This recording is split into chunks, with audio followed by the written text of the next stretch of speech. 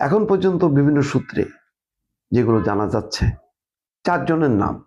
একটা হচ্ছে doctor Khandakar Mosharraf, Mirza Fakhrul Islam Alamgir, doctor Moin খান এবং বর্তমান প্রধান উপদেষ্টা ডক্টর মোহাম্মদ ইউনূস।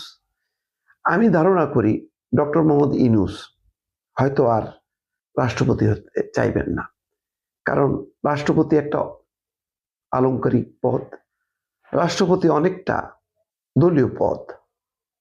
যদিও বর্তমান রাষ্ট্রপতি দলের বাইরে এসে যে ভূমিকা পালন করেছেন সেটা রাষ্ট্র এবং দেশের জন্য মঙ্গল হয়েছে, আওয়ামী লীগ নিশ্চয়ই তাতে খুশি না, এটা বলাই যায়।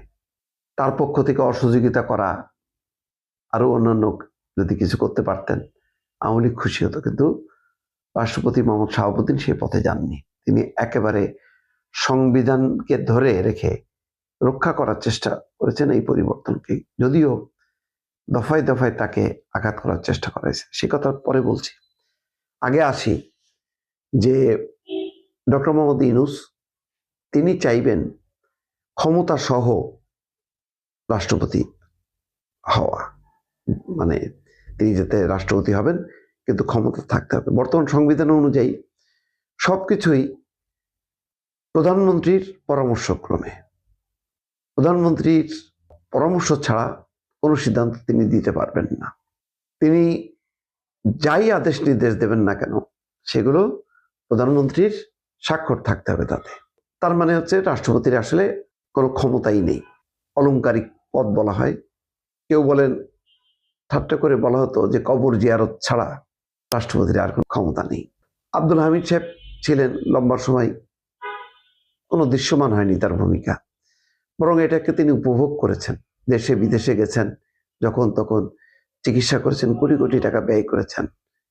তারপরে বঙ্গভবনে রীতিমতো একটা মজবার মতন খরচ কাকে বলে, যাক এগুলি আর বলে মানে তিক্ততা বাড়াতে চাই না। অরুচিকর সব বিষয়, যেখানে কোনো আদর্শ নেই, দর্শন নেই, একমাত্র শাহাবুদ্দিন ছাড়া ভালো রাষ্ট্রপতি পাওয়া যায়নি। বিচারপতি শাহাবুদ্দিনের কথা বলছি, সাবেক প্রধান বিচারপতি, প্রয়াত যিনি এখন ডক্টর মঈন খান যোগ্য, দক্ষ, দলের সাথে আছেন। এই বয়সেও তিনি আপোষ করেননি, একজন জ্ঞানী মানুষ, এবারও নির্বাচিত হয়েছেন। তিনি বিবেচনায় তাকে নেওয়া যেতে পারে। মির্জা ফখরুল ইসলাম আলমগীর, তিনি বলেছেন তার জীবনের শেষ নির্বাচন, তাকেও বিবেচনায় নেওয়া যেতে পারে। তার বয়স হয়ে গেছে, অসুস্থ থাকেন প্রায়ই, সুতরাং রাষ্ট্রপতির এই পদ তিনি অলংকার করতে পারেন। তার বিশ্রামও দরকার আর সম্মানও দরকার, সেই হিসেবে বিবেচনা করা যেতে পারে। ডক্টর খন্দকার মোশাররফ কে বলা হয় সবচেয়ে বয়োজ্যেষ্ঠ, তিনিও এত কঠিন বাস্তবতা মেনে দেশে থেকে তিনি পরিস্থিতি মোকাবেলা করেছেন, অসুস্থ হয়েছেন, তাকেও বিবেচনা করা যেতে পারে। আমার ধারণা যে ডক্টর মোহাম্মদ ইউনূসের বাইরে এই 3 জন রাষ্ট্রপতি হিসেবে আসতে পারেন। এর বাইরেও আর কেউ আছে কিনা এই মুহূর্তে আমার জানা নেই, তেমন তাদের নামও আলোচনায় আসছে না। কিন্তু যদি দলীয় বিবেচনায় এই 3 জনের যে কাউকে করা হয় সেটা দলের কাছে গ্রহণযোগ্য হবে। ডক্টর মোহাম্মদ ইউনূসের ব্যাপারে রিজার্ভেশন আছে বিএনপির ভেতরেই অনেকের। তাদের দৃষ্টিতে ডক্টর মোহাম্মদ ইউনূস সবকুল রক্ষা করেছেন, তিনি তার নিজের স্বার্থটাকে দেখেছেন, দেশের স্বার্থটা সেভাবে দেখেননি, এরকম আলোচনাও কিন্তু আছে। আবার এটাও ঠিক, আন্তর্জাতিক অঙ্গনে ডক্টর ইউনূসের একটা ভাবমূর্তি আছে, সেটা যদি দল তাকে কাজে লাগাতে পারে তাহলে দেশের জন্য ভালো হবে। অনেকগুলো বড় বড় ইস্যু আছে, যে ইস্যুতে ডক্টর মোহাম্মদ ইউনূস যদি হস্তক্ষেপ করেন, টেলিফোন করেন বাংলাদেশের পক্ষে, সেখানে বিশ্ব নেতারা সাড়া দেবেন।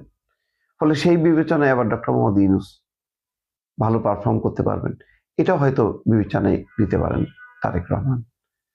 এখন সবার আগ্রহ, তারেক রহমান যেহেতু প্রধানমন্ত্রী হিসেবে কনফার্ম, এখন কে মন্ত্রী হবেন, পররাষ্ট্রমন্ত্রী কে হবেন, স্বরাষ্ট্রমন্ত্রী কে হবেন, সেগুলি নিয়ে হয়তো আলোচনা আছে। কিন্তু রাষ্ট্রপতি কে হবেন, বর্তমান রাষ্ট্রপতি যে কন্টিনিউ করবেন না, তাকে যে বিএনপি আরেক মেয়াদের জন্য বিবেচনা করবেন না, এটা